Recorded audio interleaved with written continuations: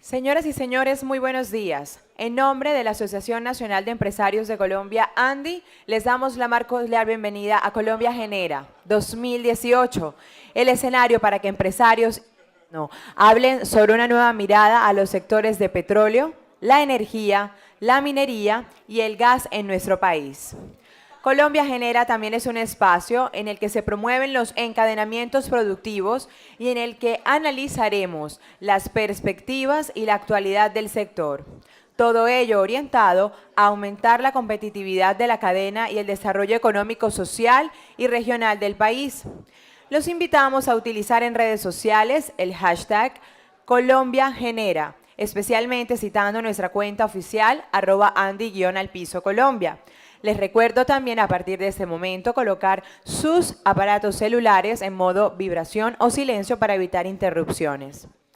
Para este acto de apertura nos acompañan el presidente de la Asociación Nacional de Empresarios de Colombia, ANDI, doctor Bruce McMaster, el ministro de Minas y Energía, doctor Germán Arce Zapata, y el señor Greg Houston, jefe de misión adjunto de la Embajada Británica en Colombia. A continuación los invito a entonar las notas del Himno Nacional de la República de Colombia. De pie.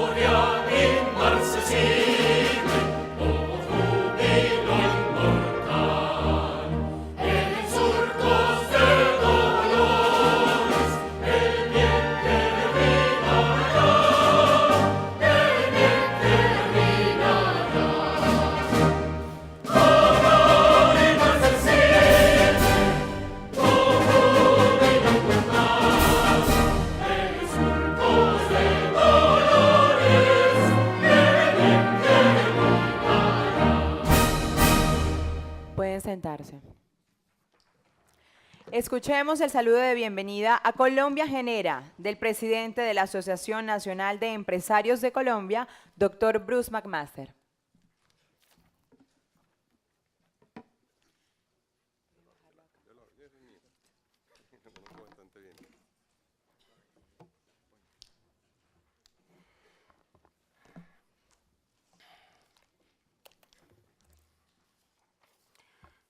Buenos días a todos, buenos días, gracias por estar aquí, gracias por acompañarnos, gracias por ser parte de este evento. De alguna forma es el primero de los varios eventos que tenemos a lo largo del año, los distintos gremios que estamos en el sector de la energía, de los hidrocarburos y de la minería.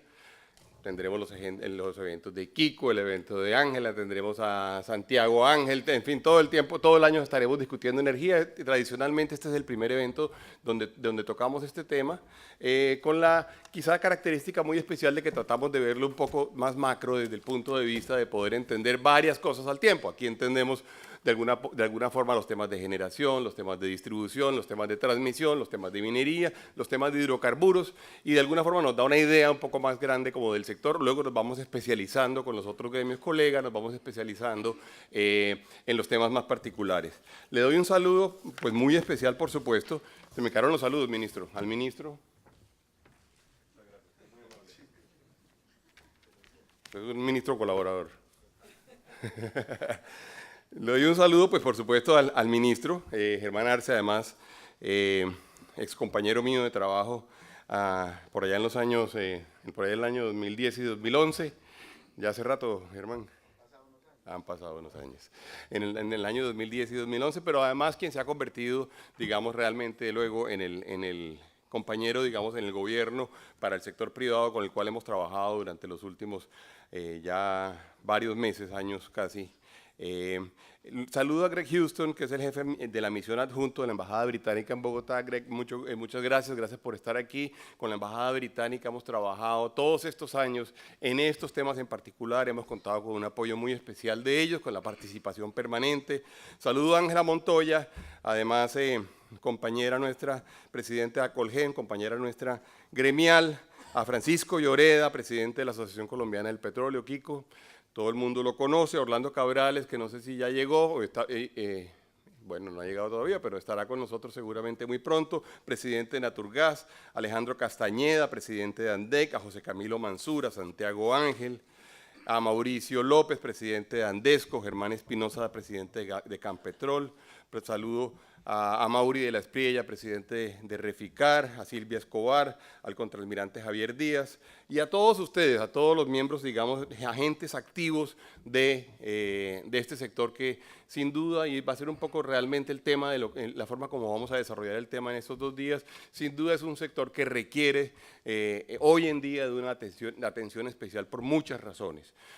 En razón, digamos, del potencial, en razón de lo importante que es para el país, lo importante que lo ha sido desde el punto de vista histórico, lo importante que debe ser en el futuro por los desafíos a los cuales se enfrenta permanentemente y que de alguna forma no hacen justicia a la importancia del sector y que por el contrario parecerían que es como un poco una patria boba dentro de la cual eventualmente nos concentramos y terminamos atacando quizá nuestra mayor fuente además de recursos, y como hemos dicho muchísimas veces, si este sector no funcionara bien y si este sector no funciona bien, no podremos hacer las cosas que a todo el mundo le parecen más loables, como por ejemplo poder atender educación, poder atender salud, poder hacer que el Estado funcione, poder hacer vías, poder hacer infraestructura.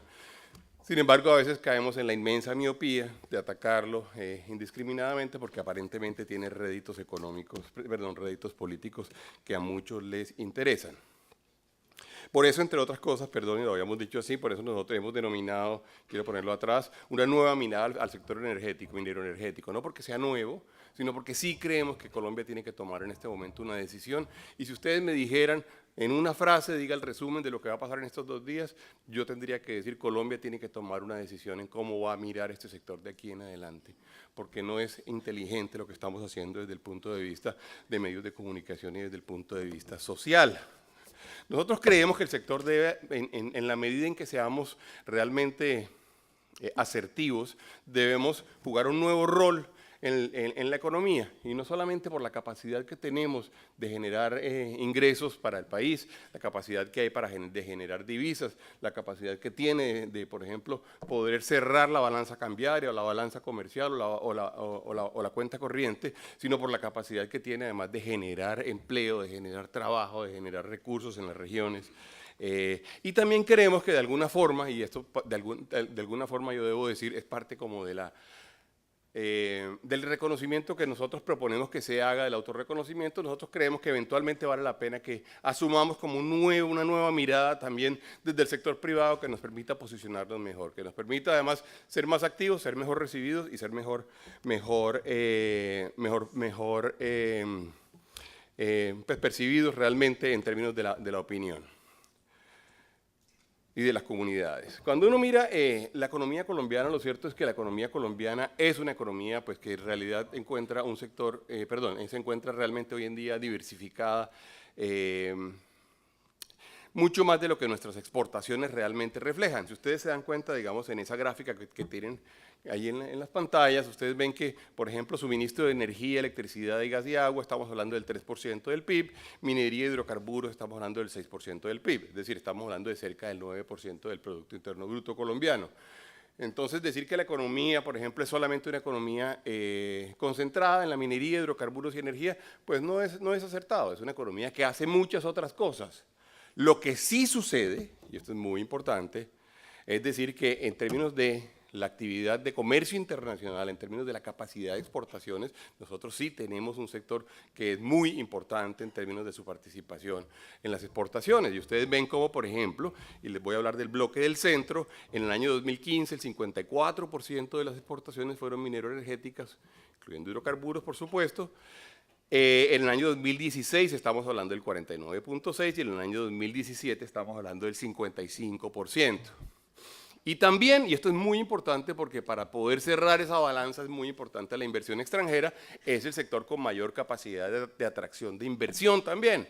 Y vemos cómo el 26% de la inversión en el año 2015, el 26% de la inversión extranjera directa, está representada por el sector minero petrolero, el 17% en el año 2016 y en el año 2017 estamos hablando de un cuarto de la inversión recibida en el país. Entonces, cuando uno se encuentra con estas dos cifras, uno dice, bueno, tenemos la mitad de nuestras exportaciones representadas en este salón o en las empresas representadas en este salón y algunas otras que no están en este momento, pero la mayoría están, y tenemos adicionalmente un cuarto de la inversión representada también en el salón. De manera que seríamos nosotros, y esta es la pregunta que tenemos que hacernos al final del día, seríamos nosotros como colombianos, pues muy torpes si no pretendiéramos realmente darle las mejores condiciones posibles a este par de rubros que es en donde de alguna forma tenemos como nuestras grandes oportunidades, por lo menos durante los próximos 10 años, sin la menor duda. Ahora bien, es un sector que no ha estado además exento, por supuesto, de los vaivenes de la economía internacional y de lo que ha sucedido en términos de los precios internacionales, por supuesto, ha afectado significativamente al país. Y de alguna forma ha habido el reconocimiento de parte de los economistas, de parte de los analistas, de que ahí tenemos, en todo caso, unas variables exógenas que sin duda alguna, digamos, afectan lo que termina sucediendo en términos económicos para el sector. Y vemos como, por ejemplo, el crecimiento del sector, digamos, en el año 2015 fue solo del 2.3%. En el año 2016 tuvimos un decrecimiento del 7% y en el año 2017 del 3.6%. Y las exportaciones durante los 15 y 16 también evidentemente decrecieron fuertemente. Ya en el año 2017 tuvimos un incremento. Pero vean las cifras porque estas cifras son muy importantes cuando uno piensa en términos macroeconómicos. Estamos hablando de cifras que están hoy en día en cerca de 20.000 millones de dólares.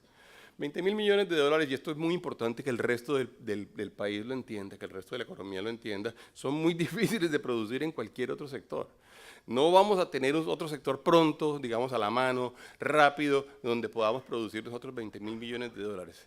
Entonces la decisión de eventualmente uno sacrificar estos 20.000 millones de dólares, pues parecería, digamos, no solamente irresponsable, sino una locura que además seguramente nunca va a suceder, pero que de alguna forma uno a veces oye voces que, digamos, amenazan al sector donde tendríamos sin duda alguna una crisis mayúscula en nuestra economía si esto no existiera y si este no fuera la base de la operación económica de nuestra nación.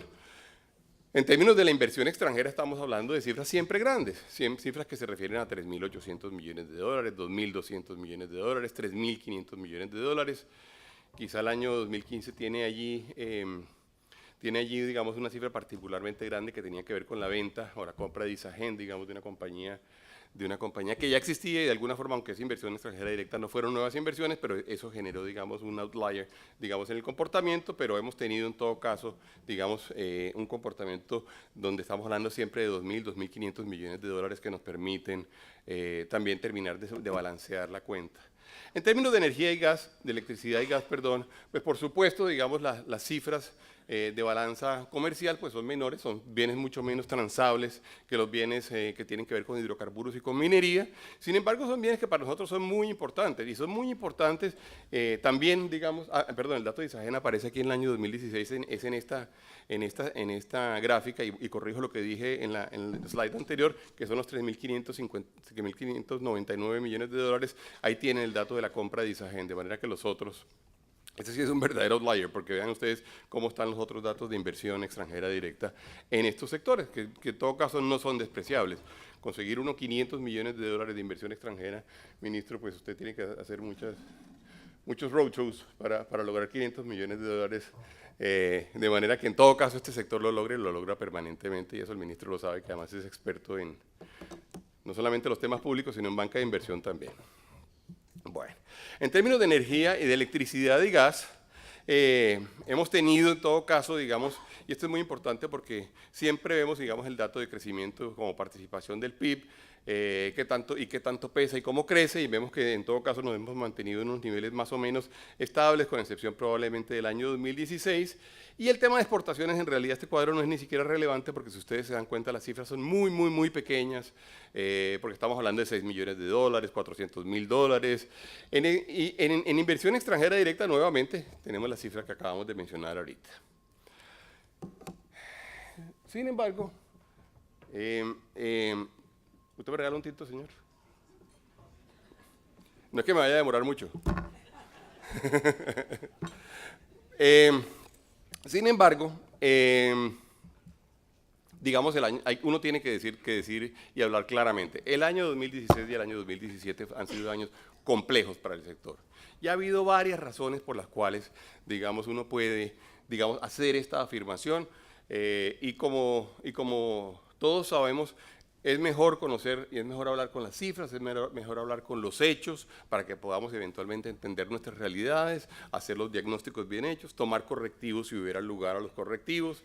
Pero lo cierto es que estos 2 años han sido complejos. En minería y hidrocarburos, gracias. En minería y hidrocarburos hemos tenido un decrecimiento, digamos, del 2016 del 7% y en el año 2017 del 3.6%. Es parte importante, digamos, de la reducción en todo el sector, digamos, minero energético y de manufactura. Son de los sectores, al igual que la industria, que contribuyeron negativamente al PIB durante el año pasado. Fíjense ustedes que energía y gas decreció en el año 2016, pero que tuvo un crecimiento leve. Las producciones, en términos de millones de pies cúbicos diarios, pues estábamos hablando de 1 millón de pies cúbicos diarios en cerca del 2016, luego hablamos de 900.000 en el 2017. En petróleo hemos tenido una caída que tiene que ver también, entre otras cosas, por supuesto, con la elasticidad de precio y la caída de los precios del petróleo. En carbón tenemos una situación más o menos estable y en oro tenemos evidentemente una caída en términos de millones de onzas de 1.9 millones a 1.3 millones de onzas. Ahora, es tan importante el sector que cualquier persona que analice las finanzas públicas de un país como Colombia seguramente pudiera estar de acuerdo conmigo en que la situación del sector casi que nos ha conducido a hacer 2 reformas tributarias. La última reforma, la del año 2016 y la del año 2014, pero el año 2016, que iba a ser, recordarán ustedes, una reforma pro competitividad, donde íbamos a lograr supuestamente la reducción de los impuestos que nos iban a permitir estar a los mismos niveles de la Alianza del Pacífico de la OECD, que había sido, digamos, prometida en el año 2014 para hacer la reforma estructural que nos iba a mejorar el tema de impuestos y demás. No pudo ser así simplemente porque este sector se enfrentó temas importantes en términos de precios internacionales. Y uno no se le puede, cualquier persona que maneje finanzas públicas o que las entienda, debe reconocer ello.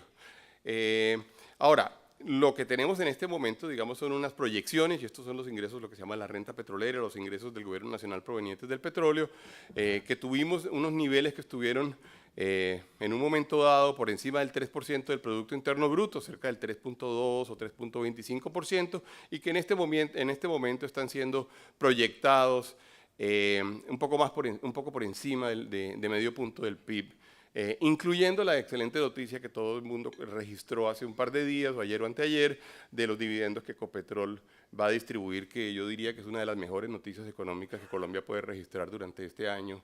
Lo hablaba así con las personas de Ecopetrol el día de ayer, y qué bueno que sucedió. Esos son el tipo de noticias buenas que el país necesita, no solo por el esfuerzo que se hizo en esa organización durante los últimos 2 años, sino también por lo que eso significa en términos de las finanzas públicas y del equilibrio fiscal. Bien. Cuando uno suma la totalidad del sector y tenemos petróleo, gas natural, electricidad, biomasa y carbón y demás, esto es lo que tiene en términos de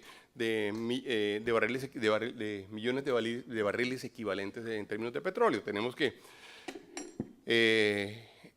perdón, ya hablo del consumo local. Esto es lo que hemos venido nosotros teniendo. Hemos venido teniendo un crecimiento que ha sido un crecimiento más o menos controlado.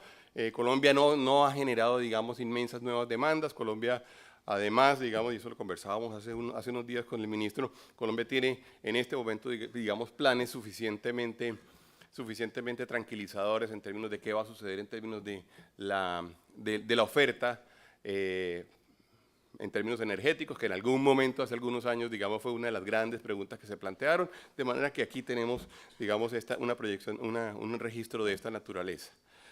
Ahora, uno no puede hacer este evento, y fíjense ustedes que y estoy seguro que mis colegas gremiales así coinciden, uno no puede hacer este evento si no habla de los temas sociales hoy en día en Colombia. Los temas sociales se están convirtiendo verdaderamente en uno de esos temas que evidentemente tenemos que ver con la mayor atención posible nosotros en este momento. Para darles una idea a ustedes, y este es un dato que entre otras cosas no ha tenido suficiente... yo no diría suficiente no es la palabra correcta, porque a veces uno también duda, digamos, de hacerle eco a los hechos terroristas de los grupos guerrilleros, pero no mucha gente lo sabe. Pero hoy en día estamos hablando, digamos, de que en el año 2017 hubo 62 atentados a oleoductos, que es una cifra bastante parecida a la del año 2013, donde habíamos tenido 67. En el año 2015 habíamos bajado a 22 atentados. Este año no ha sido tampoco un año bueno en términos del comportamiento del ELN, quien se ha venido comportando como un grupo terrorista cada vez más radicalizado, y uno tampoco puede, digamos, venir a este evento y no rechazar la actitud que ha tomado el ELN durante los últimos días con el país. Luego, adicionalmente, ha habido una gran cantidad de bloqueos que han sido utilizados por las comunidades, pero a veces también han sido utilizados por los políticos, pero han sido utilizados por ilegales. Y vemos cómo esa cifra, digamos, pasó del año 2012 de 30 bloqueos durante el año, antes de la reforma de las regalías, y esto merece, y lo está entre paréntesis porque sin duda, digamos, Colombia va a tener que echarle una pensadita a este tema, subió hasta casi 600 alrededor de 600 bloqueos en el año 2017. Esto es decir, es más de 1,5 bloqueos al día. Este es un tema, digamos, mayor. Yo participé en su momento, digamos, nosotros, Germán también, porque estábamos en el Ministerio de Hacienda en ese momento, digamos, en el planteamiento inicial de lo de la reforma de las regalías. ¿Perdón? Sí, exactamente. Entonces ahí uno termina siendo ministro de Minas y Energía. Exactamente, Iván Carlos en Ecopetrol, exactamente. Pero uno hoy en día diría que más allá de eso, sí eventualmente, probablemente Colombia va a tener que echarle una pensada, especialmente al tema de las regalías directas de los municipios productores. Uno tiene que tener los incentivos correctos, es decir, el mundo funciona con incentivos y tiene que haber los incentivos correctos, digamos, en las regiones. Kiko coincide conmigo en esto por lo que veo. Al final, es bueno que los alcaldes reciban. Ahora, ¿qué hay que hacer? Pues hay que hacer una cosa que es compleja, por supuesto, que es la de formar, digamos, a los administradores públicos locales para que inviertan bien el dinero, y hay que poner, por supuesto, a los entes de control a vigilar esas regalías. Pero sin duda alguna, digamos, hace sentido que uno tenga una porción importante, mayor que la que existe hoy en día, de regalías. Yo diría que ya casi que todos, inclusive los que defendimos en su momento la versión anterior de la reforma, lo podemos afirmar. Ahí hay un tema, digamos, sin duda grande. Y luego, por supuesto, está el tema de las consultas previas y las consultas populares, en donde tenemos un inmenso trabajo por hacer, porque allí sin duda, digamos, hay una de las incertidumbres más grandes. Hay algunas en este momento iniciativas, lo hemos trabajado con nuestros gremios, colegas y amigos, y con el gobierno nacional. No tenemos en este momento, para serles franco a usted, tranquilidad sobre cómo está estructurado esto, y les debo decir que, por ejemplo, hasta hace poco contratamos ACM y la ANDI, contratamos a Excelencia en la Justicia, a la Corporación Excelencia en la Justicia, para que hiciera un estudio alrededor de qué sucedía en las Cortes, alrededor del tema de consultas previas y de consultas populares, cómo se comportaban las Cortes después de que, por ejemplo, la gente tutelaba porque no había habido una consulta previa, o se pedía que hubiera, digamos, una revisión de una consulta previa, o se pedía que se revisara una decisión en particular, y lo cierto es que uno queda realmente preocupado alrededor de cómo eso ha venido funcionando, hasta el punto de que con ACM de pronto deberíamos invitar también a ACP para que fuera parte de esto. Estamos buscando montar un observatorio, digamos, de jurisprudencia alrededor del tema de consultas previas que nos permita darle seguimiento para que podamos eventualmente saber cómo se comportan, para que inclusive eventualmente fallos que sean bien trabajados y sean bien estructurados puedan servirle de ejemplo realmente como jurisprudencia, digamos, a otros tribunales, a otros jueces o a otras cortes, inclusive a la misma corte, porque nos hemos encontrado con que hay a veces contradicciones importantísimas al interior de una misma corte cuando habla del tema de las consultas previas y las consultas populares. Ahí tenemos un tema grande y sin duda es un tema que hay que trabajar, y esa es parte de las decisiones que Colombia tiene que hacer alrededor del sector. Estos son los datos de consultas populares, fíjense ustedes. Ha habido 70 procesos, es decir, esto es una cosa bastante novedosa. Colombia no conocía, digamos, la figura de la consulta popular. Ustedes saben, es la pregunta que uno le hace, digamos, eventualmente a los electores de un sitio alrededor de ciertas cosas, pero que eventualmente en un momento dado se convirtió en supuestamente la forma de decidir si se podía o no se podían hacer ciertas actividades. Ustedes saben, no sé si lo saben, en este momento hay ya esto, y esto es muy interesante decirlo porque esta discusión está trascendiendo el sector minero energético, y a mí me parece que esto puede terminar siendo bueno, porque al final del día todo el mundo se va a comenzar a dar cuenta de que no es un problema específico de un sector, sino que es un problema realmente de política y de populismo. Ustedes saben, hay un municipio en el cual se está discutiendo, por ejemplo, si se puede o no se puede hacer industria avícola. Y bueno, pues mucha gente cree que ese es un problema exclusivo nuestro. Resulta que no es un problema exclusivo de este sector, es un problema que puede terminar yendo a otros sectores.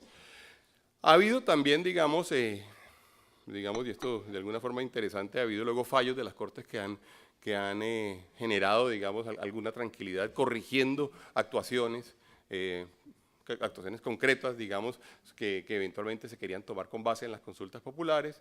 Yo diría, vale mucho la pena, y seguramente ustedes vieron un artículo que se publicó en Portafolio, no sé si fue el domingo o el lunes de esta semana, en donde se mostró cuáles son los resultados, por ejemplo, sobre la población de una ciudad o de un poblado como Cajamarca, después de que se tomó la decisión supuestamente mediante la consulta popular de suspender el proyecto de La Colosa, en donde en este momento lo que tenemos es una gran cantidad de desempleo, tenemos problemas con la finca raíz, tenemos problemas con los ingresos de la población, el mismo municipio no está recibiendo recursos y no puede operar, y esto es importante que la gente lo sepa, porque estas cosas no son como dicen los americanos, ya que está Kendra del US Chamber of Commerce que nos acompaña. En este momento no hay almuerzos gratis, uno no puede simplemente darse, digamos, en alguna forma el baño de popularidad de hacer una consulta de esta naturaleza, ir allá no sé cuántas veces y en este momento no ponerle la cara al pueblo.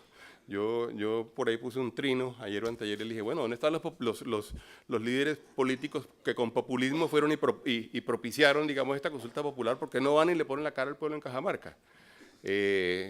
Por supuesto, este fue un trino de esos muy polémicos, pero mucha gente dándonos razón. Bueno, ahí tienen la distribución además por sectores de cómo han sido las consultas populares hasta ahora. Luego están los procesos de consulta previa. Ustedes saben probablemente esto. Colombia tiene, digamos, el 3.4% de su población es población indígena, Bolivia tiene el 62.2%, Perú tiene el 24%, Chile el 9%, Colombia tiene 4.496 consultas previas, Bolivia tiene 40, Perú tiene 25 y Chile tiene 28. Entonces, cuando a uno le dicen es que esto es un problema de todas las latitudes y que en todas partes pasa y que está sucediendo también, sí, está pasando en otros lugares, pero está pasando en dimensiones completamente distintas y además, por cierto, los resultados también son distintos. Porque yo me acuerdo mucho, digamos, a principio de la década, cuando se hablaba de las consultas previas en Perú, y era de alguna forma el temor, pues, quizá de varios de ustedes aquí presentes, digamos, para el desarrollo de algunos bloques petroleros. Entonces se decía, ya las consultas previas son un problema, pero vean, hasta este momento ya han 25 y han salido bien, la mayoría han salido bien. Pues aquí tenemos 4.496 consultas previas, procesos de consulta previa, lo cual sin duda pues es un tema grande. Pues no es grande, es desproporcionado realmente. No existe ningún tipo de relación entre las dos cifras. Siempre nos gusta a nosotros mostrarlo, y esto es quizá, digamos, como aporte de la ANDI en el sentido de que nos gusta mostrar cuáles son los encadenamientos, porque la gente no sabe y no se da cuenta realmente cuál es el efecto de un sector en particular sobre otros sectores de la economía. Por ejemplo, y el ejemplo típico que yo pongo siempre, el sector de la construcción. El sector de la construcción es un sector que jalona 32 distintas industrias. La industria de los ladrillos, la industria del cemento, la industria del acero, la de las ventanas, las de las tejas, las de las llaves. Aquí pasa exactamente lo mismo. El sector de hidrocarburos, digamos, jala fuertemente el sector transporte, y ustedes lo saben y saben lo que eso sucede, el sector portuario, por supuesto, a la misma minería, al sector servicio, al sector manufacturero, y a nosotros nos interesa estar viendo siempre esa matriz, porque esa matriz es la que le permite entender a uno a total cabalidad cuál es realmente la relevancia en un momento dado del sector frente al país. Tampoco puede uno pararse aquí y no hablar del tema de los no convencionales en términos de petróleo. Ustedes saben cómo estamos hoy en día. Hoy en día tenemos, digamos, un incremento, digamos, en unas reservas, pues de acuerdo con las reservas anunciadas por Ecopetrol, digamos, recientemente. Hoy en día estamos hablando de cerca de 7.1 años. Mucha gente todavía tiene el dato de 5 años, digamos, dentro de sus cifras. Pero lo cierto es que Colombia tiene una oportunidad inmensa en el tema de los no convencionales. En la Asamblea General de la ANDI vino Juan Carlos Echeverry, cuando todavía era presidente de Ecopetrol, me pidió un espacio y se lo di además con gran interés, porque él quería mostrarle un poco al país cuál era el efecto de los no convencionales sobre la economía, sobre las reservas y sobre qué se podía producir en términos de inversiones y demás. Yo no sé, Germán de pronto me corrige, pero él decía, si uno realmente le da salida y permite que haya los no convencionales en Colombia, probablemente Colombia va a tener inversiones de cerca de 30 billones de dólares, ¿nos habló? De cerca de 30 billones de dólares. Por favor, piensen ustedes en las cifras que yo les estaba dando ahorita a ustedes, 3.000 millones, 2.500 millones, 2.400 millones de dólares. Si Colombia realmente es capaz de atraer 30 billones de dólares en inversión, tenemos además no solamente la solución a muchos de nuestros problemas, sino tenemos quizá un futuro promisorio sobre el cual basarnos. Algunas estimaciones, y esto entre otras cosas, y hubo un artículo también de Sergio Clavijo hace pocos días, creo que hace una semana, creo que fue en La República, interesantísimo, donde habla, digamos, de los no convencionales. Dice, vea, uno en realidad, digamos la verdad, uno puede terminar pasando de los 5.000 millones de barriles, puede terminar agregándole a nuestras reservas entre 5.000 y 8.000 millones de barriles de petróleo. Esto es realmente importante. Y nos trae a colación también cómo Estados Unidos, digamos hoy en día, probablemente a final del año 2018 va a ser el principal productor de petróleo, pasando pues a Rusia y a los países árabes, o Arabia, digamos Arabia Saudita, produciendo más de 10 millones de barriles diarios de petróleo gracias a los no convencionales relacionados con el shale gas. De manera que esta es otra decisión que es una decisión importante, una decisión que hay que tomar. Es una decisión que no puede, digamos, ser tomada además con la irresponsabilidad que a veces trae el populismo. Hay que entender realmente qué tenemos. Probablemente el petróleo dentro de 200 años no sea tan importante como lo es hoy. Probablemente haya sido en una muy buena proporción, si no en la totalidad, haya sido sustituido, de manera que si Colombia quiere verdaderamente acceder a ello, uno realmente debería tomar unas decisiones importantes. Ahora, hay que hacer las cosas bien, siempre creemos que hay que hacer las cosas bien. Nosotros estamos convencidos de que no podemos entrar arrasando, estamos convencidos de que uno tiene que conversar con las comunidades, y sobre eso les voy a hablar ya al final de la conversación a la cual ya estoy llegando. Nosotros entendemos que esta es una discusión compleja.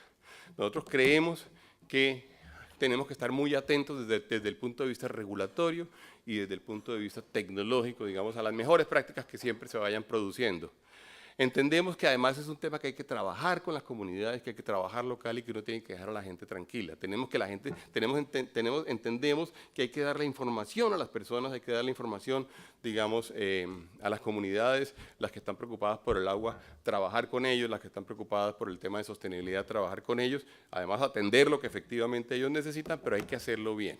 Nosotros creemos que tenemos unos inmensos retos para que todo este ejercicio sea un ejercicio de un modelo empresarial. De hecho, nosotros en la ANDI estamos trabajando en este momento en tratar de que todas nuestras seccionales y que todas nuestras acciones tengan que ver con un reto donde seamos capaces de cumplir, por ejemplo, de cumplir con estas metas que aparecen allí. Las ODS, para poder trabajar con la OECD, para cumplir, digamos, con el Acuerdo de París, para poder trabajar la cuarta revolución industrial, al tiempo que somos más productivos, más competitivos, planificados y efectivos. Y esto creemos que lo debemos y lo podemos hacer desde el territorio, trabajando con las comunidades y trabajando desde el territorio. Hay una gran cantidad de retos relacionados, por ejemplo, con mostrar, digamos, resultados en sostenibilidad. De hecho, 7 de nuestros afiliados del sector minero energético ya son parte de las 320 compañías dentro de las 2.535 más grandes del mundo que están en el Dow Jones, en el índice de Dow Jones de sostenibilidad, que son estas que ustedes ven aquí. Ojalá podamos, digamos, incentivar que haya más compañías que entren a esto. Nos parece que eso es interesante hacerlo.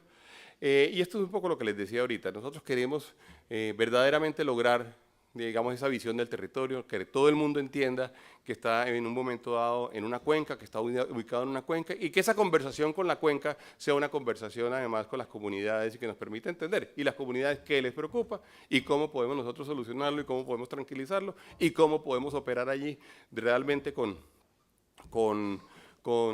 diría yo, con una relación armónica. Quizás lo del tema de la regalía nos ayudaría, porque eso pues además le pone el incentivo, digamos, de que ellos entiendan por qué les conviene que eventualmente esto suceda y que logremos adicionalmente, digamos, por esas vías, digamos, reducir los riesgos sociales o los riesgos en los cuales eventualmente sabemos, algunos de ustedes han estado allá y han tenido que administrar, en algunos casos, digamos, en forma dificilísima, pero que de alguna forma deberíamos ser capaces de corregir.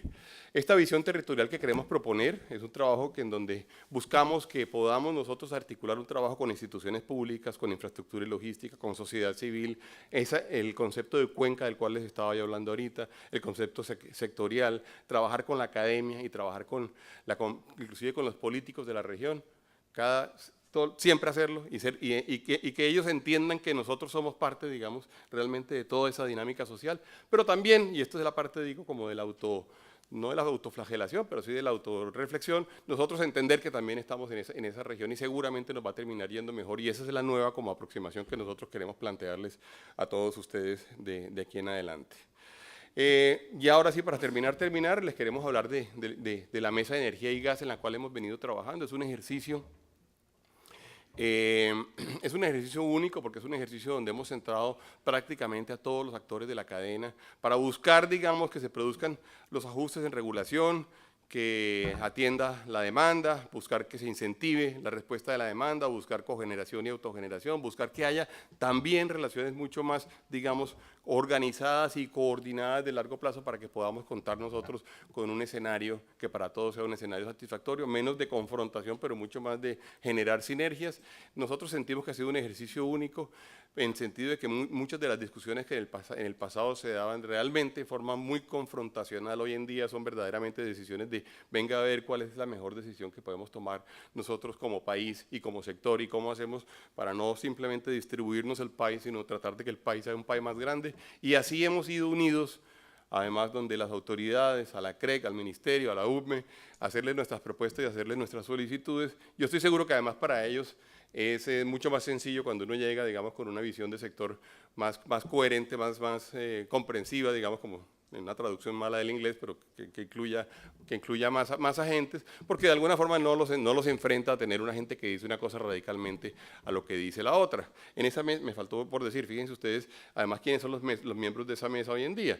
Están pues el grupo Engesa, Codensa, Lois, la organización Corona, Promigas, Termobarranquilla, Socaña, es decir, realmente ustedes se encuentran con agentes y están bienvenidos además los que quieren participar en ella, porque allí realmente estamos dando una discusión que es una discusión que está generando gran valor para el país.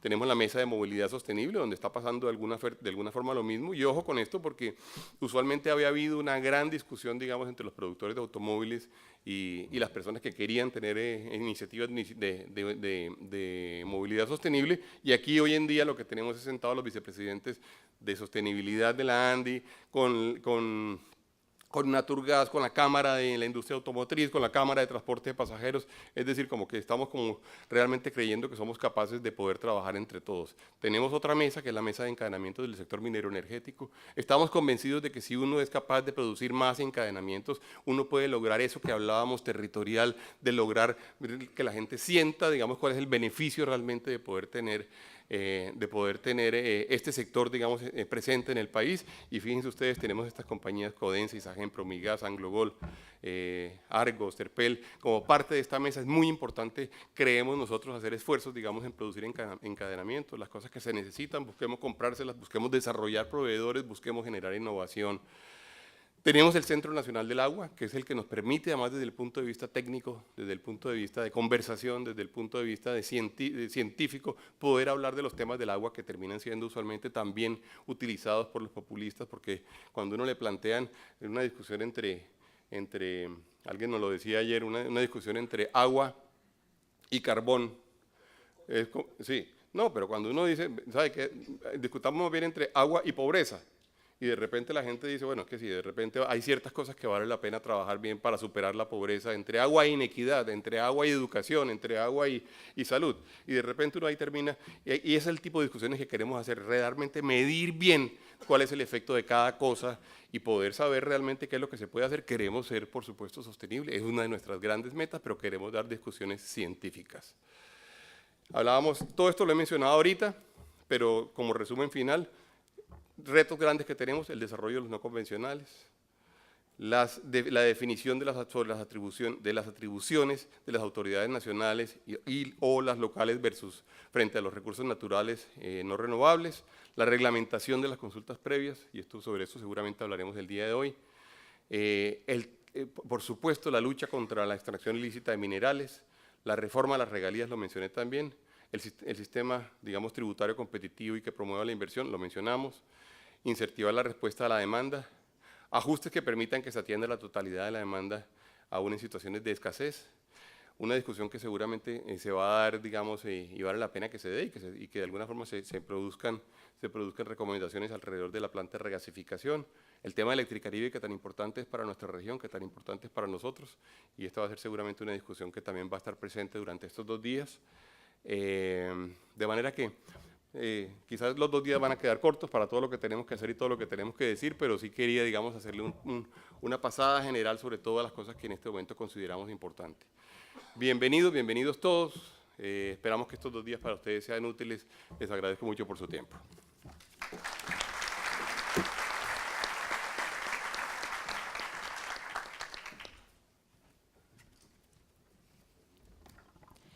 Gracias, doctor McMaster.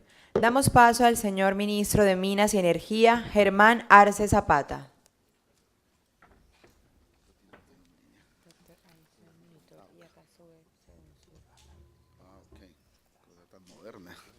Buenos días. Bueno, como yo creo que se va a hacer evidente en la intervención, estoy podrido de la gripa y el aire acondicionado no ayuda para nada. No, yo sé que estamos en Cartagena, este es un clima frío. Pero quisiera, digamos, aprovechar la oportunidad de recoger algunas de los comentarios y de las apreciaciones y recomendaciones que hace Bruce. En una reunión que tuvimos hace algunos días hablamos de un poco de cómo aprovechar este espacio y de hacer un balance de lo que se ha venido haciendo, porque después de un gobierno de 8 años, de 7 años y medio en los que vamos, a veces uno pierde un poquito la perspectiva de lo que ha pasado en estos últimos años y es fácil quedarse atrapado en la discusión de hoy y no en lo que hemos evolucionado en estos últimos años. Entonces voy a tratar de hacer un poco el ejercicio de de recordar algunas de las cosas que han pasado en estos años, con el tono crítico que ustedes me conocen de reflexionar sobre lo que hemos hecho bien, lo que hemos aprendido y también reconocer en lo que nos hace falta trabajar para poder garantizarle al sector, a estos tres sectores con la importancia que tienen para la economía, su sostenibilidad en el largo plazo. Esa es parte, digamos, de los propósitos. Este evento, además, Bruce, este es el 7º año, si mal no estoy. Es decir, Colombia Genera es una iniciativa que realmente nos ha acompañado en estos 7 años de gobierno. Entonces es fácil hacerle como el seguimiento a la evolución de todo el proceso. Y probablemente yo voy a ser el último ministro de Minas y Energía que va a estar de esta administración aquí enfrente de ustedes. Y esperemos, no me voy a meter en política, iba a hacer un comentario de qué pasaba si cerrábamos el sector, pero ni para qué, porque de pronto no hay ministro dentro de un año, pero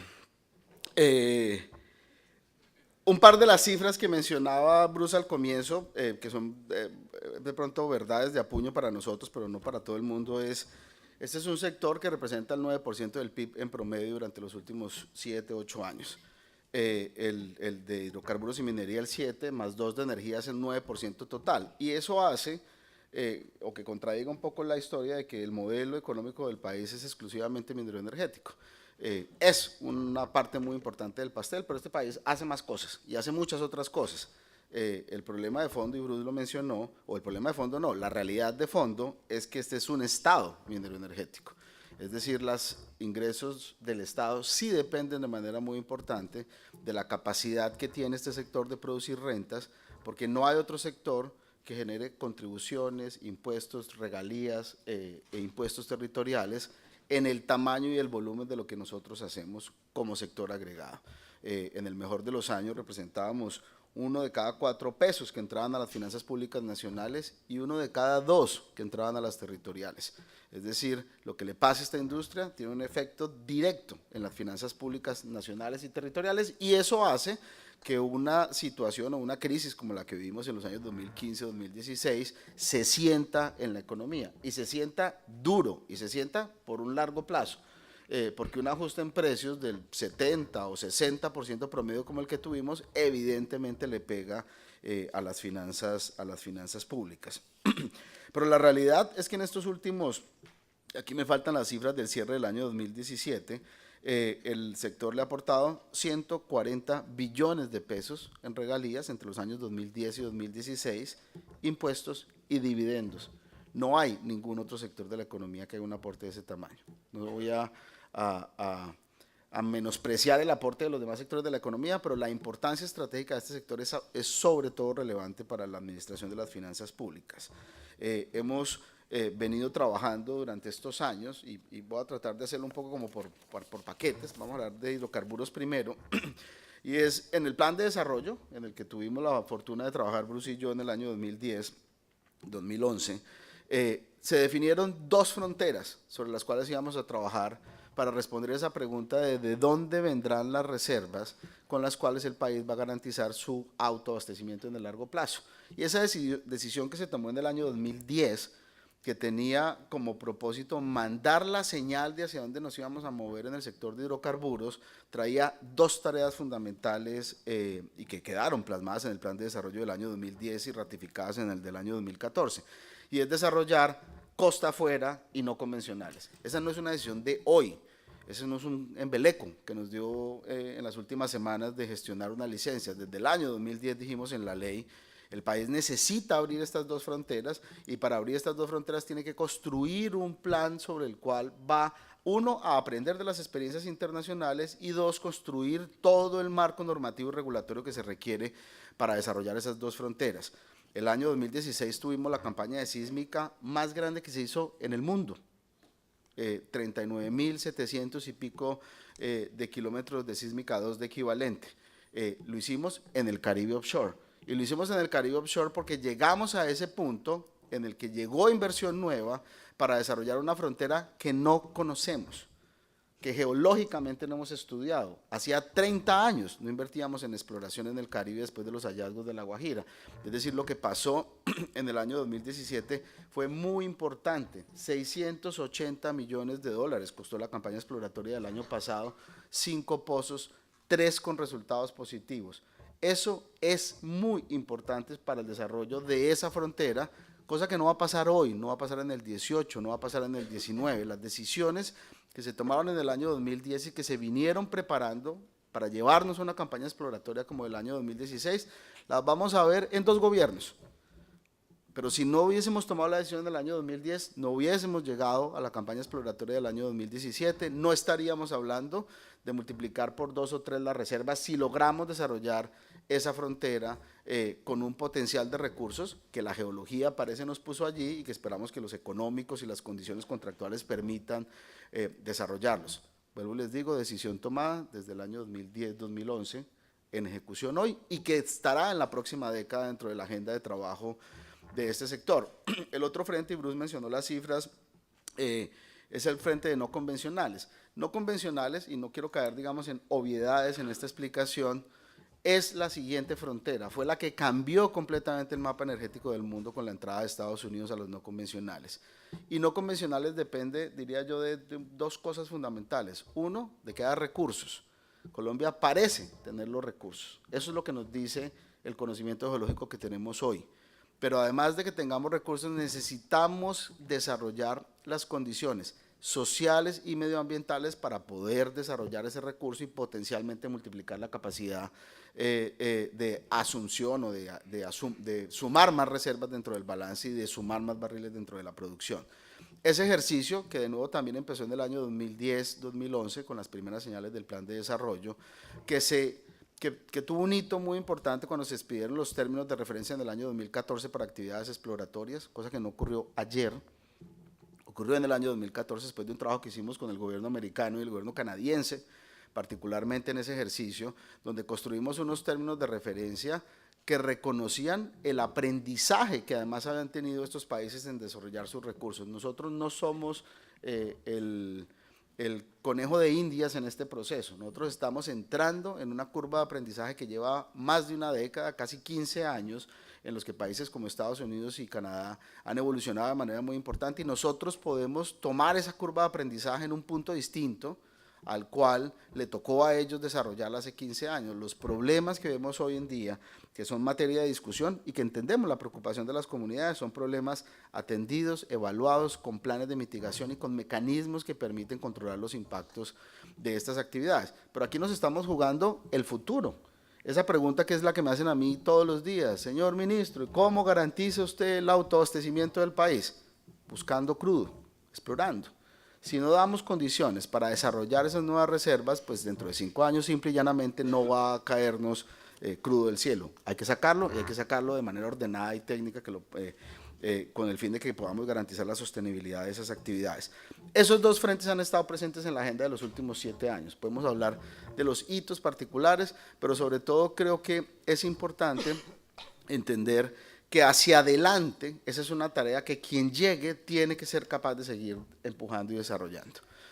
Porque en el sector de hidrocarburos, como pasa también en minería, pero sobre todo en hidrocarburos, las decisiones de hoy son los fracasos dentro de 5 años. A nadie le miden el éxito en hidrocarburos, las decisiones de hoy van a marcar el éxito dentro de 5 o 10 años. Entonces, en eso uno no se puede equivocar. Y no se puede equivocar en un tema que se vuelve fundamental para este sector, en el agregado, no solo en hidrocarburos, y es la capacidad de planear el futuro. ¿Qué es lo que vamos a hacer? ¿Cómo lo vamos a hacer? Porque hay decisiones que, por buenas que sean, no sirven si uno llega tarde. Entonces, hay decisiones a las cuales hay que adelantarse, hay que planear, hay que entender qué significa desarrollar este sector y qué acciones hay que tomar hoy para poder avanzar en esa línea. Hoy estamos, la Autoridad Nacional de Licencias Ambientales está tramitando las licencias ambientales que tienen sobre su escritorio en el desarrollo de no convencionales y esperamos que en las próximas semanas, de acuerdo a los compromisos que ha adquirido la Autoridad Ambiental, se le emitan respuesta a las compañías y podamos avanzar, dar un paso hacia adelante en ese proceso. La otra tarea en la cual tenemos comprometido al ministro de Ambiente es la expedición de los términos de referencia para producción en no convencionales, que es la segunda fase de ese proceso normativo que se empezó a construir ya hace varios años y que esperamos, en una conversación abierta con el sector, podamos emitir, mandando la señal correcta de cómo vamos a desarrollar esos recursos hacia adelante. Esa tarea, o digamos más bien esa cosecha, será cosecha de una o dos administraciones posteriores a la nuestra. Pero si no lo hacemos hoy, no va a estar listo para dentro de una o dos administraciones hacia adelante. Seguimos trabajando en esa línea. Bruce mostraba algunas de las cifras, Bruce mostraba algunas de las cifras sobre el sector. En esto uno siempre tiene como un lag de tiempo. Cuando salieron las cifras del PIB, a mí ya se me había olvidado que el 2017 había sido malo. No porque no sea consciente de que fue un año malo, porque la estadística siempre tiene esa trampa, sino porque el 2017 fue un año bueno, desde la perspectiva mía y del sector, y es que es el año donde empieza la recuperación. Y empieza la recuperación por varias razones, porque se estabilizó la producción. Nosotros habíamos puesto una meta de 840.000 barriles, llegamos a 854.000 promedio diario, casi 14.000 barriles por arriba de la meta. Nos habíamos puesto un horizonte de precios de $51 el barril, estuvimos más o menos en 53 promedio del año, es decir, en Q y en P nos cuadraron las proyecciones, pero además se empezó a recuperar la inversión, porque en este sector el principal indicador de la actividad es la inversión. Si están o no entrando, entrando o no entrando los dólares, si está entrando o no inversión a la actividad, y para eso, digamos, los indicadores del año 2017, todos son ganadores. Y digo todos son ganadores es en incremento de actividad en pozos de perforación, en el uso de taladros, en inversión extranjera, en inversión directa dentro del sector. Entonces, digamos que para mí el 17 fue un buen año, a pesar de que la cifra da un decrecimiento comparado estadísticamente con el 16, porque la señal del 17 es la que te va a mostrar los barriles en el 18. Lo que no se hizo en el 17 no lo veríamos en los balances de reservas. Ya vieron el reporte de Ecopetrol arrancando, esperamos en abril tener el balance agregado de todas las compañías, pero esperamos que con la señal de precios y con la estabilización de la actividad vamos a tener unos mejores indicadores de reservas, del factor RP, reserva sobre producción, y de la capacidad que tiene el sector de mantener sus niveles de inversión que permiten, de nuevo, seguir adicionando reservas y mantener los niveles de producción, con los desafíos que eso tiene detrás. Sacar petróleo no es fácil ni aquí, ni en ningún lugar del mundo. Esta no es una actividad que se desarrolla en los campos elíseos.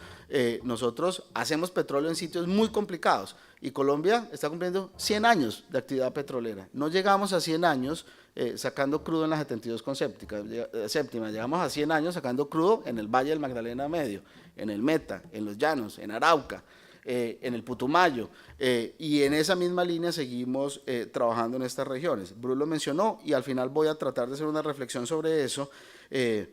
Las reglas del juego en el territorio son distintas, y esa es como una condición no solo del ser humano, sino creo yo de las industrias. Ese es un atributo que hay que meterle a los sectores, y es resiliencia. Cómo nos adaptamos a las nuevas condiciones y cómo aprendemos a operar en esos nuevos ambientes, con las complejidades que tiene y con los desafíos que tiene, pero esta ha sido una industria resiliente.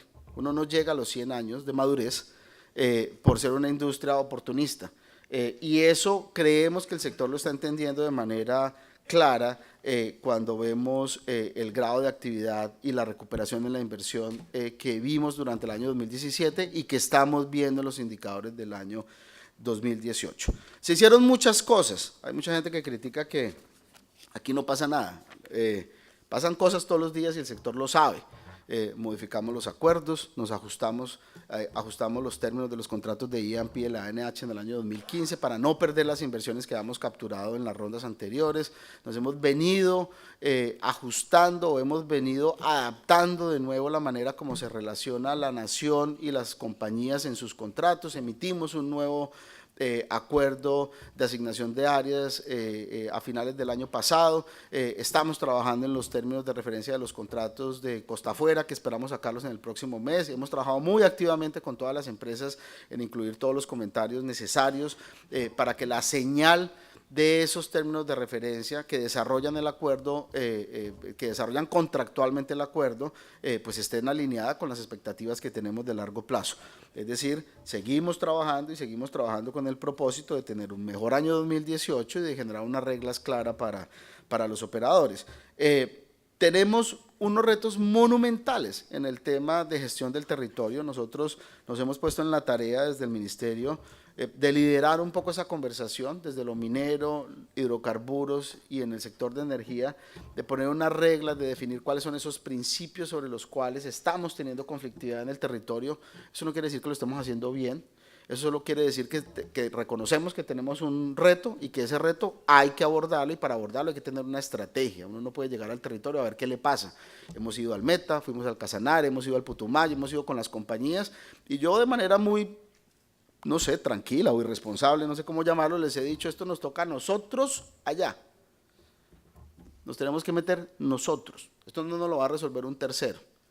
Esto no nos lo van a resolver con buenos oficios. Yo he ido con los presidentes de las operadoras a varios sitios en territorio a sentarnos, a escuchar a los alcaldes y a entender cómo construimos puentes para hacer viables las actividades. Pero nos toca a nosotros. Si en el pasado delegábamos esa tarea, en el futuro no va a ser posible. Y esa es parte de esas reglas del juego a las cuales uno se tiene que adaptar y tiene que entender cómo garantiza la sostenibilidad de la industria en el largo plazo, para que tengamos otros 100 años más para celebrar en el año, ¿cuál estamos? En el año 2118 por parte del sector. Voy a hablar un poco de minería porque tengo poco tiempo, porque también creo que hay unas cosas que se le empiezan a olvidar a uno con el pasar del tiempo. Primero es que nosotros reformamos el sector. Entonces hoy nos quejamos que la ANM es lenta. La ANM no existía en el año 2010. La creamos en el año 2011, la pusimos en operación en el año 2012. Y para los que llevan muchos años en el sector, se acordarán el horror que era en Geominas, porque no todo pasado fue mejor. Y la realidad de lo que hemos hecho en el sector minero es que meterle la institucionalidad al sector minero, que el sector de hidrocarburos trae de la década pasada, y de unas reformas acertadas que se hicieron en la década pasada, que se vinieron ejecutando durante estos últimos años y han dado los resultados que hemos podido disfrutar, si vale el término, y es haber multiplicado casi por 2 la producción de la década anterior a esta. Eso no fue un resultado espontáneo, ese es un trabajo largo que se ha venido haciendo desde la institucionalidad del sector. En el caso del sector minero, hicimos una reforma grande, institucional. Bruce estaba ahí, nos tocó al comienzo.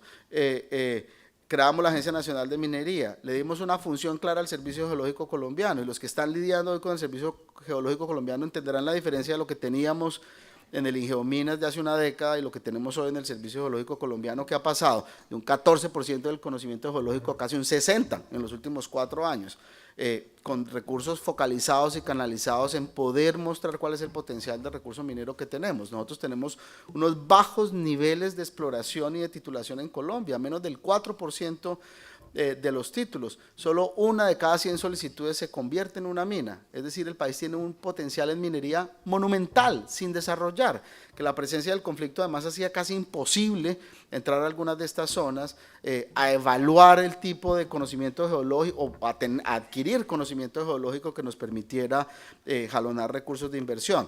Voy a volver al tema de las cifras. El año pasado la recuperación en inversión del sector de minería, si no tengo aquí el correcto, fue del 1.600%. Nosotros pasamos de un año negativo en el año 2016, menos 97 millones de dólares, a 1.500 millones de dólares en el año 2017, y tenemos la expectativa de subir a 1.600 este año.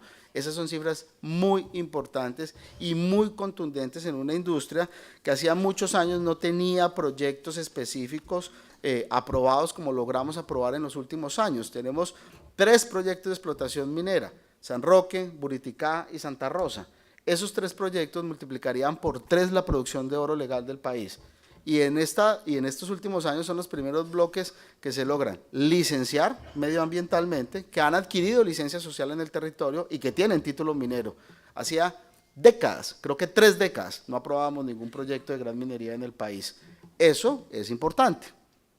Se le darán los créditos a quien se le tengan que dar en el proceso, pero eso es muy importante en el desarrollo de la actividad. Nosotros en minería tenemos un desafío probablemente más grande, no lo quiero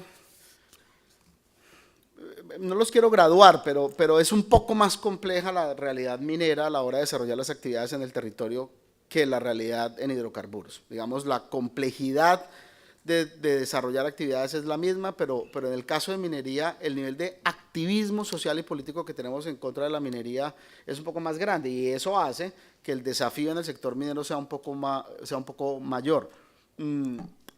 Bruce hablaba de las consultas hace unos minutos. La realidad es que nos han hecho 9 consultas, pero hemos firmado 146 acuerdos municipales para desarrollar actividades. Ese número no sale en ningún lugar.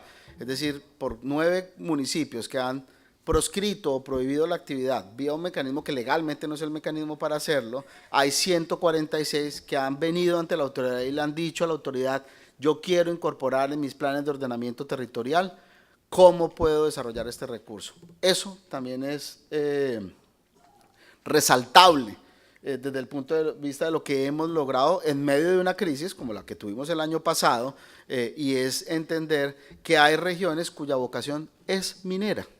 Nosotros hacíamos minería antes de que los españoles llegaran. Hay municipios, como es el caso de Betas en la provincia de Sotonorte, que lleva 464 años haciendo minería, que es parte de su ADN, donde el 90% de sus actividades son mineras. Entonces hay que entender esa realidad al momento de sentarse a viabilizar cómo podemos hacer estas actividades en el territorio. Tenemos que hacer más, por supuesto que tenemos que hacer más, tenemos que ser capaces de mostrar los beneficios que le trae a las regiones el que nosotros estemos allí como un sector formal, organizado, que es capaz de crear capacidades a nivel territorial y que es capaz de construir desarrollo a nivel territorial. Ese es parte del reto de sobrevivir en el largo plazo y hacer sostenibles las actividades. Creo que evidentemente hay muchas cosas para hacer. Bruce preguntaba por el tema de consulta previa y consultas populares, que lo mencioné hace un minuto, pero en consulta previa hay un proyecto de ley que construimos entre todos, con ustedes, con el apoyo de los sectores, de ACP, de ACM, de la ANDI, de la Cámara Colombiana de la Infraestructura, que está en fase de consulta. El ministro del Interior tiene ese como uno de sus compromisos de cierre, y es que ese proyecto debe entrar al Congreso en esta legislatura, o arrancando ahorita la legislatura. Está en fase de consulta. Eso no ha sido fácil, pero hay un texto acordado sobre el cual podemos trabajar y que no tiene que caer en la trampa del cambio de gobierno. Si lo alcanzamos a sacar completo nosotros, maravilloso, y si no, el nuevo que llegue tiene que empujarlo, porque esa es una necesidad del sector, y definir una regla clara de cómo se van a desarrollar las actividades en el tema de consulta previa. Pues llevábamos ¿cuántas décadas? ¿Hace cuánto se incorporó el acuerdo de la OIT? En los 90, creo. Llevamos más de 2 décadas sin desarrollar el marco normativo de qué significaba el acuerdo de OIT desde el punto de vista de garantizar la sostenibilidad de esas comunidades o de esas minorías en el desarrollo de proyectos. La propuesta está ahí, está discutida, está en fase de consulta. Esperamos darle un empujón grande en estos meses que quedan de esta legislatura, y si no es así, creo está en sus manos que se aseguren que quien llegue empuje la iniciativa, porque la industria la necesita, no el gobierno, la industria la necesita, y eso creo que es importante a la hora de desarrollar esa actividad. Me queda poco tiempo y yo quisiera hacer una referencia sobre el sector energético, y si me dan los segundos que me quedan, hacer un par de reflexiones sobre el futuro. Aprovechando la gripa que tengo, a ver si me hago catarsis. Logros del sector energético. Hace solamente 2 décadas, a mitad de los años 90, la cobertura del servicio de energía eléctrica era de 74 de cada 100 familias. Eso que para los que crecimos en ciudades es obvio y natural, es que los bombillos prenden, no es la realidad de todos los colombianos. No era claramente la realidad hace 2 décadas, y todavía sigue siendo un desafío para el 3% de la población, que es más o menos el déficit sobre el cual estamos trabajando en términos de ampliación de cobertura. La meta que nos pusimos en este segundo mandato era llevar la cobertura al 98%. 98 es un número muy superior incluso para países de OECD. Es decir, lo que ha hecho el país de llevar la cobertura del 74% a mitad de los 90 al 98% al final del 2018 es muy importante, es muy relevante. El sector ha construido capacidad para prestarle un servicio mucho más amplio a la población nacional. Uno de los grandes desafíos era llegar a zonas afectadas por el conflicto.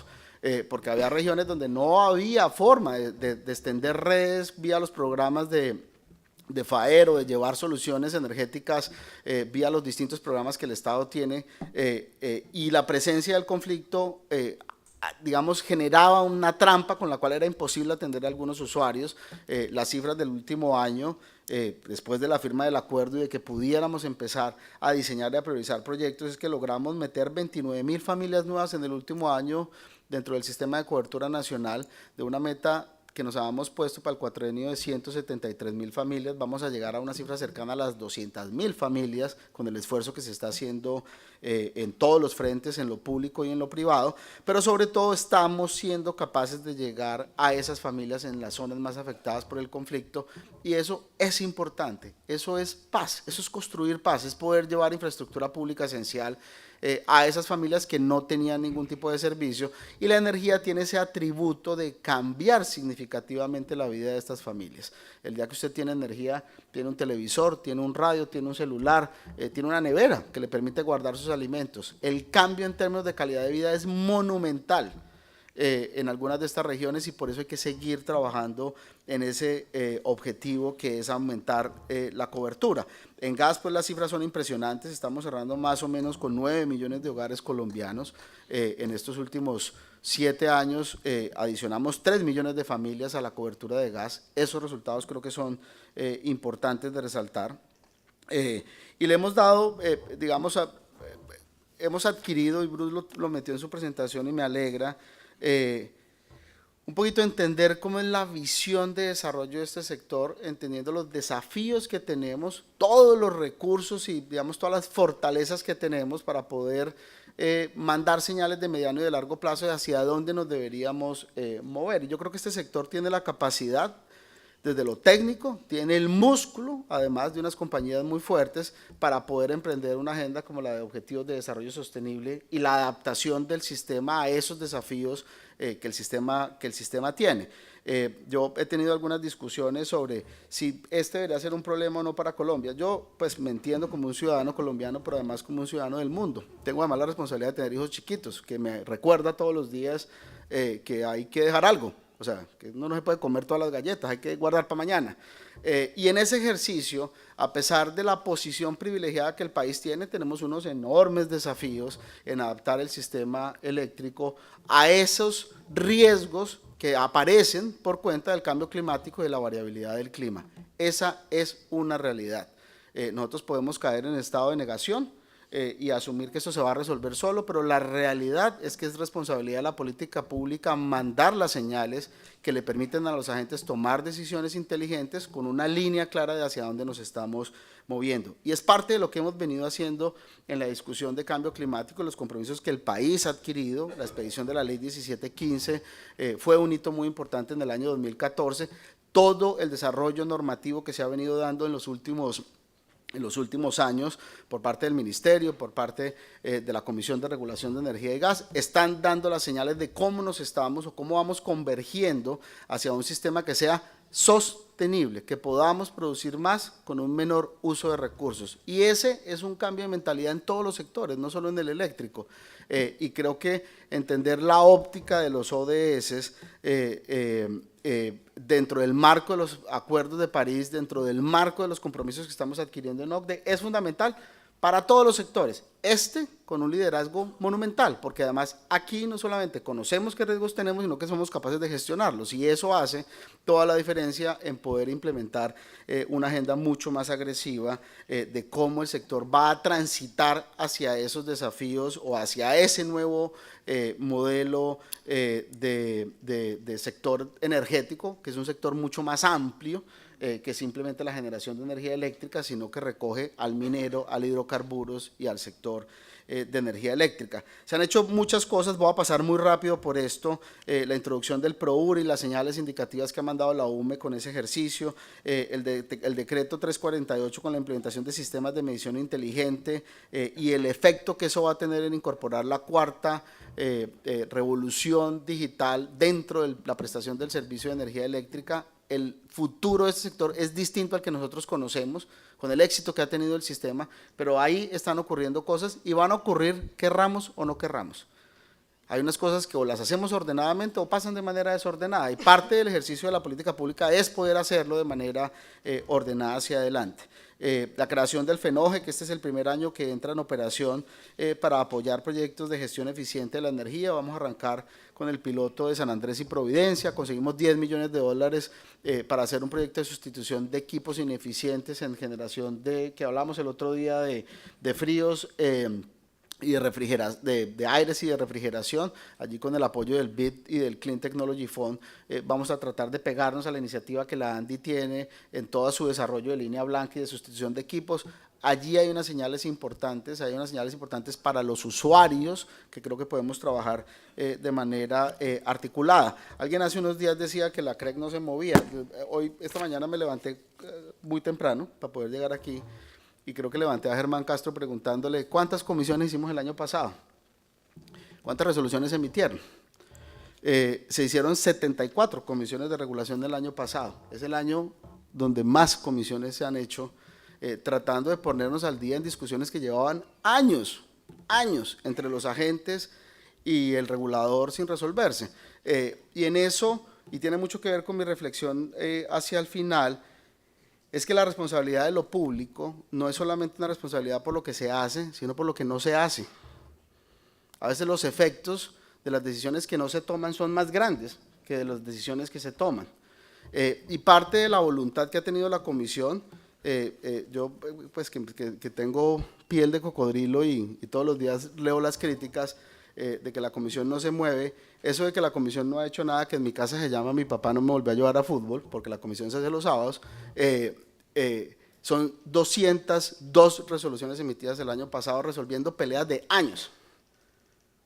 Y en esas cosas no todo el mundo queda feliz, yo entiendo eso es parte, digamos, del oficio, pero nos vamos moviendo y vamos avanzando y vamos resolviendo problemas, y sobre todo tratamos de entender si estamos abordando los desafíos que el sector tiene de manera integrada, no decisiones sueltas. La discusión del precio marginal de escasez, que era la discusión hace un año, que vi poco apoyo después de que salió, pero que sé que el sector quedó tranquilo con la señal que se mandó, tiene que integrarse con otras decisiones, porque este no es un sector que se construye con ladrillos sueltos, esto es un sistema, y este sistema tiene que interconectarse uno con otro, y se han mandado señales muy importantes de cómo se debería ir moviendo el sistema en función de los desafíos que tiene en el largo plazo. Acabamos hace un par de meses, o a finales de enero, la expedición del reglamento o de la metodología tarifaria para el D eléctrico.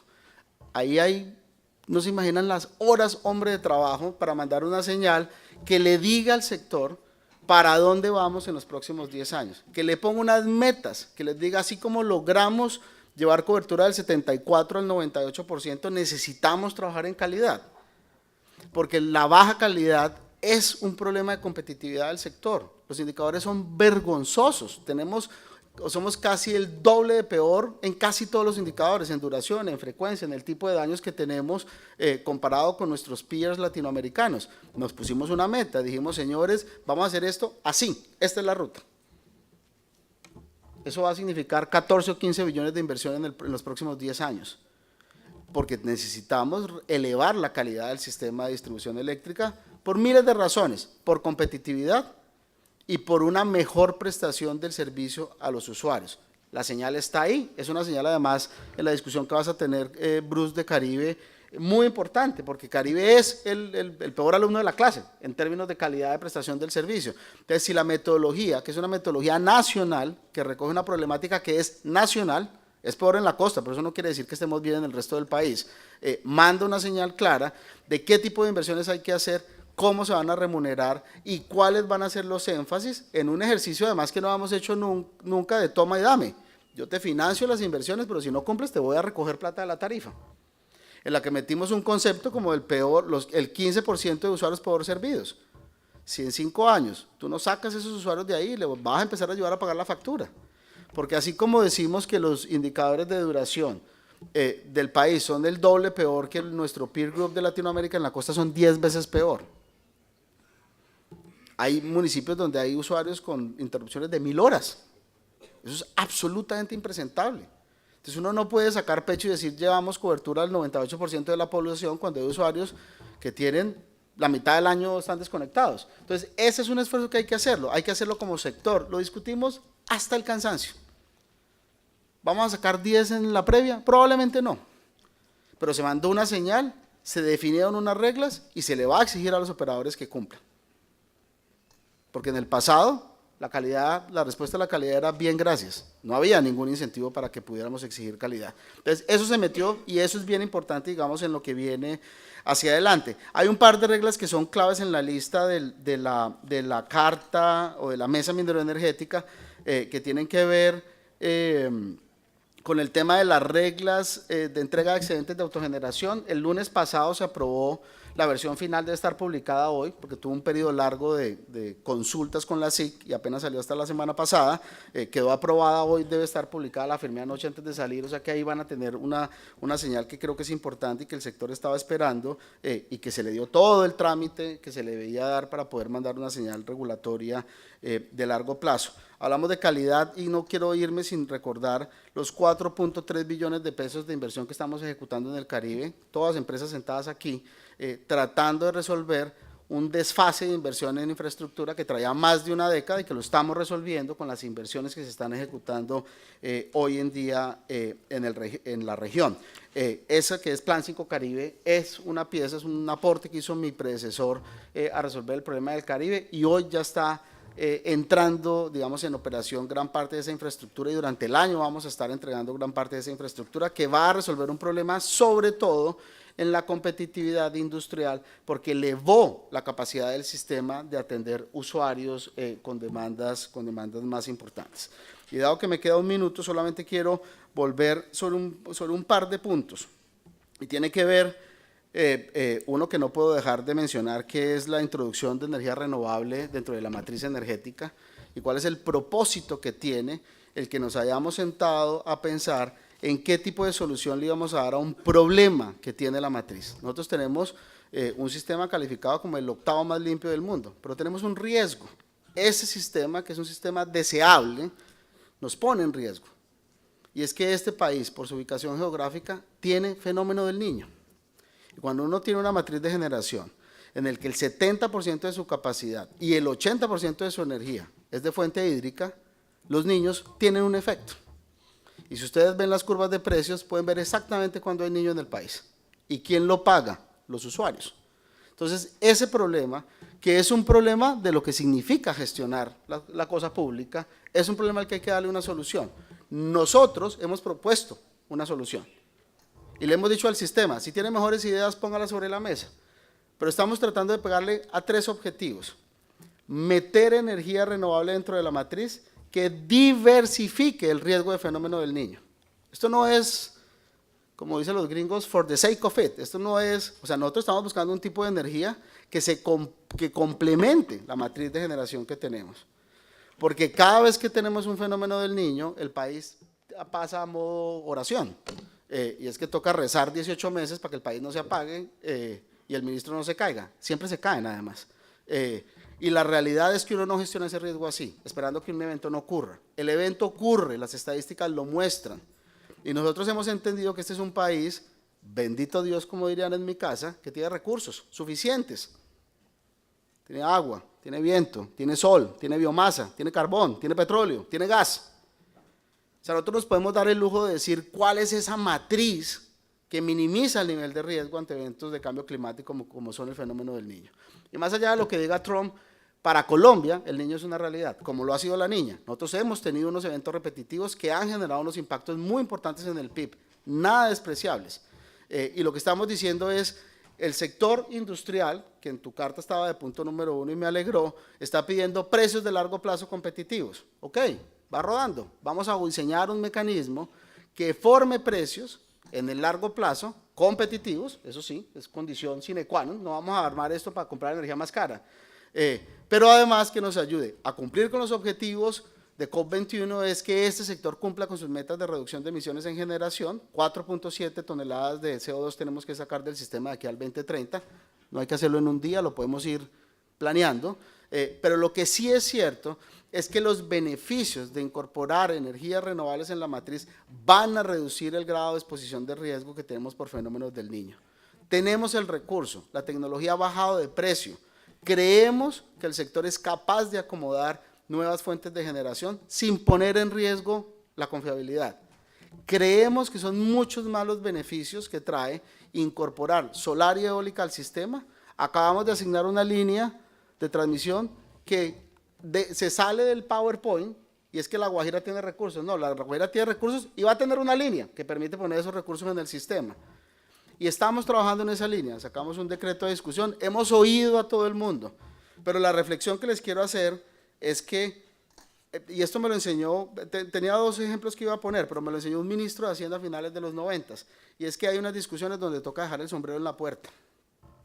Porque yo entiendo legítimamente que cada uno quiera defender su PIG, ese es el trabajo de ustedes. Si yo fuera accionista de sus compañías, les exigiría eso. Pero hay unas discusiones que son del país, y para esa discusión toca dejar el sombrero en la puerta.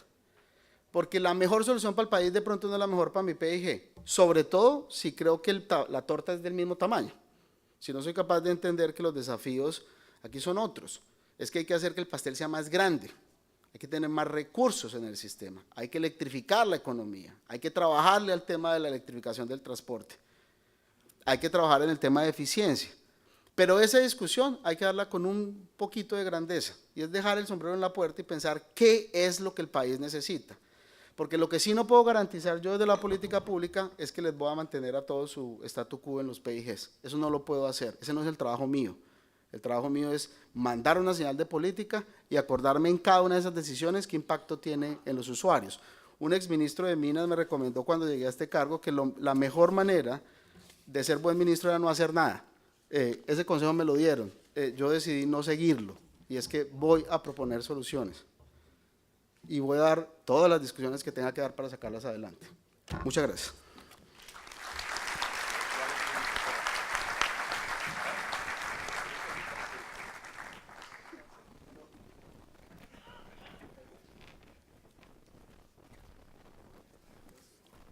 Gracias, doctor Arce. Señor Greg Houston, le cedemos el micrófono. Buenos días. Gracias. Gracias. Soy el nuevo... Sí. Perfecto. Soy el nuevo jefe de misión adjunto a la Embajada Británica. Buenos días a todos. Llevo casi 3 semanas aquí, entonces todo aquí es nuevo. Y el parte del embajador y la Embajada Británica, quiero agradecer a Bruce y el ministro por los discursos y también para la oportunidad de estar aquí con todos ustedes. El Reino Unido ha sido un socio de este evento desde el inicio y nos vemos que es un evento muy importante, una oportunidad para tener las discusiones y tener un debate, y por nosotros esto es muy importante. A un nivel personal, yo quiero decir que el sector energético es importante para mí porque soy escocés. Y en Escocia, de mi pueblo, es un sector muy, muy importante de la economía local. Mi padre era un diseñador de plataformas de petróleo, pero la gran parte de sus plataformas no están allá en el Reino Unido, están acá, en el Mar Caribe, en el Golfo de México. Entonces, yo me gustaría hablar con todos ustedes durante ese convenio. Nuestras empresas han escuchado muy bien del mensaje del ministro que Colombia está abierta. Estamos en una nueva fase después del acuerdo de paz y estamos moviendo más atrás, más adelante, y con todas las reformas y las normas que el ministro ha explicado, nuestras empresas están cambiando su idea de ese país. Entonces es una oportunidad enorme en ese momento de tener esos tipos de conversaciones. Colombia y el Reino Unido han sido aliados históricos por mucho tiempo, pero también en el apoyo de paz que he hablado, pero también por la prosperidad y por la prosperidad conjunto. Alguien me dijo la semana pasada que la paz es bueno para los negocios, pero también los negocios son buenos para la paz. Y me gustó esta manera de pensar en la fase que estamos hoy en día. Nuestros países son socios en muchos distintos sectores, en los hidrocarburos, minería y renovables, entre otros. Y esa es una oportunidad por nuestras empresas de hablar más en ese tema. El tema de nuestra participación este año es la educación y la formación técnica, que queremos enseñar una luz en ese escenario. El día de hoy tenemos instituciones del Reino Unido como Pearson, como Cambridge English y algunas universidades también. Y estas instituciones ofrecen servicios educativos adaptados al sector de la energía. Como dije, que en Escocia tenemos mucha experiencia en ese escenario, y la idea es que las universidades o las instituciones trabajan mano a mano con las empresas. Y espero que ustedes tengan la oportunidad de conocer a algunas de nuestras empresas que están aquí. En total, este año tenemos más de 20 empresas aquí, y que eso es mucho más que en los años anteriores. Y también es un señal de la importancia de esta conferencia. Pero no solo todo está empresa con empresa. Hemos trabajado mucho con diversas entidades colombianos en años recientes para aumentar la capacidad y el desarrollo de la actividad en el sector energético. Les doy algunos ejemplos. Aberdeen es una ciudad en Escocia y Barranquilla han firmado un acuerdo de ser gemelos, ciudades gemelos, que es una cosa en nuestra cultura que es muy importante y significa mucho. Y con ese acuerdo sería un montón de otros proyectos pequeños. Hay también un proyecto reciente de reducir el riesgo de accidentes entre nuestro Health and Safety Executive y la Agencia Nacional de Hidrocarburos aquí. Hay otro proyecto para convertir nuestras experiencias en los yacimientos no convencionales, y el ministro ha hablado mucho de ese tema ahora. Y hay mucho de aprender, que en el ámbito de cómo podemos incluir las comunidades locales. En ese sentido es muy sensible, es muy interesante y es muy difícil. Y tenemos alguna experiencia en ese sentido que estamos hablando con nuestros colegas colombianos. Y también en materia de energías renovables. Un cuarto de la energía que consumimos en el Reino Unido está ahora de fuentes renovables. Y este es el sentido, ese es el camino que vamos. Y como hemos oído, que hay una ventaja comparativa muy grande aquí, con los recursos, con la geografía. Entonces hay mucho que podemos hacer conjuntos y hay muchas oportunidades para trabajar aquí en ese sentido. Les doy algunos otros ejemplos. Estamos en un proyecto con la ciudad de Medellín para hacer estudios para tener una energía limpia. Estamos trabajando con el UPM en un proyecto de ciudades inteligentes para tener una energía, fuentes de energía más eficientes. Y estamos también trabajando en un proyecto para mitigar el impacto ambiental en el sector mineras.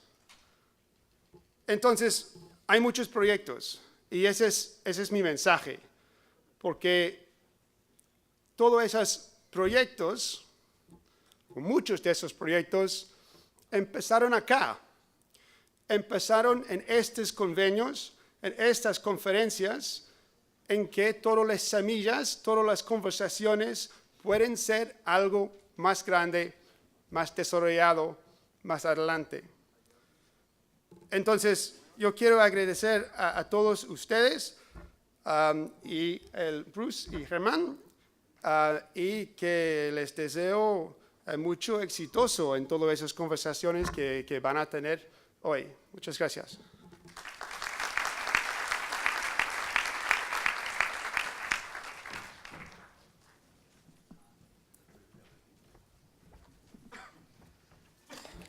Muchas gracias, doctor Houston. Y de esta manera queda entonces oficialmente instalada la 7ª versión de Colombia Genera, una nueva mirada del sector minero energético.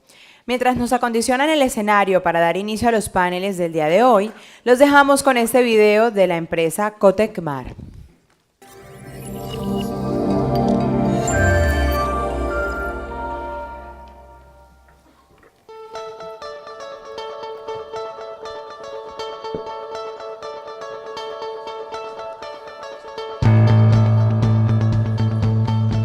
En el año 2000 comenzó a materializarse el sueño de desarrollar una industria naval más competitiva. Con esfuerzo y compromiso hemos convertido ese sueño en realidad. Hoy, con orgullo, hacemos grande nuestro país y seguiremos forjando el futuro sin olvidar el pasado, aprovechando el presente.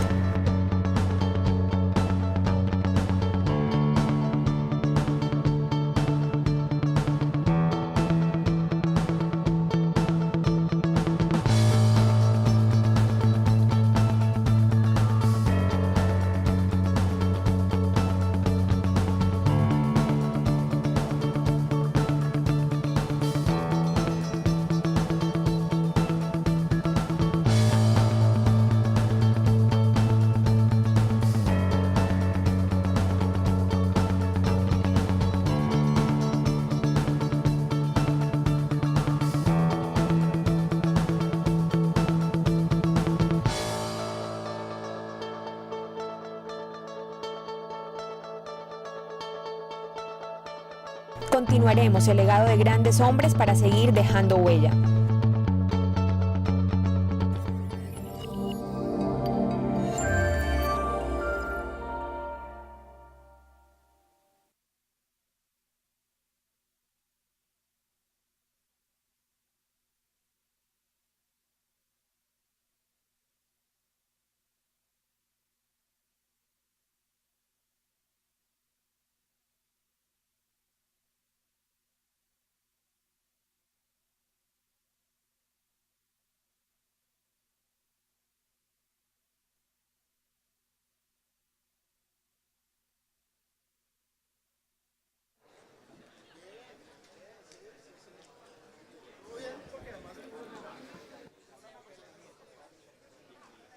A todos los asistentes les recordamos que estamos interactuando en las redes sociales con el hashtag #ColombiaGenera en Twitter.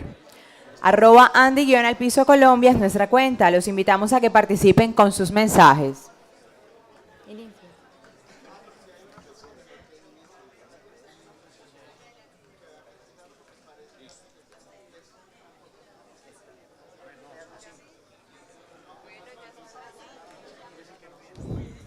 Invitamos a los panelistas a ir subiendo al escenario para dar inicio con el primer panel del día.